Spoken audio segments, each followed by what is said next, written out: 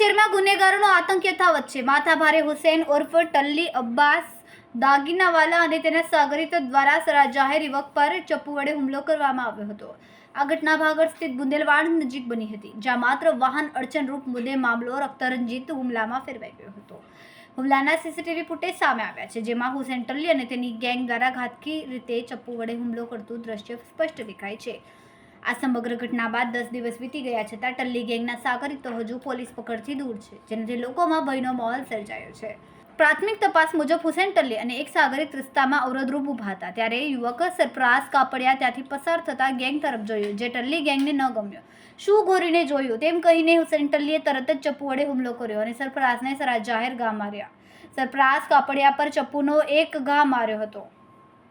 CCTV ફૂટેજમાં ટલ્લી ગેંગની બેફામ હરકત કેદ થઈ।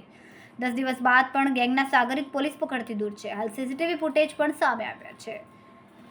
આ ઘટના બાદ મૈદરપુરા પોલીસ સ્ટેશનમાં હુસૈન ટલ્લી અને તેના સાગરીત વિરુદ્ધ ગુનો નોંધાયો છે।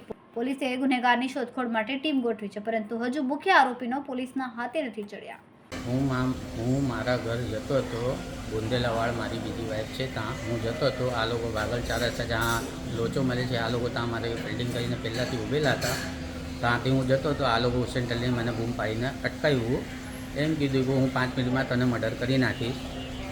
તો આની વચતમાં હું બાતચીત માર્યો, આ લોકો પછી ડાયરેક્ટ મને વાર કર્યું તો મારી હાથ ઉપર લાગી ગયું ને હું ત્યાંથી બીજો હતો મારો એ મને હોસ્પિટલ લઈને ત્યાં ચાલ્યો હતો। હમણાં સુધી આ લોકો કોઈ પકડાયો નથી, હમણાં સુધી આ લોકોનો કોઈ એ છે જ નથી રિસ્પોન્સ।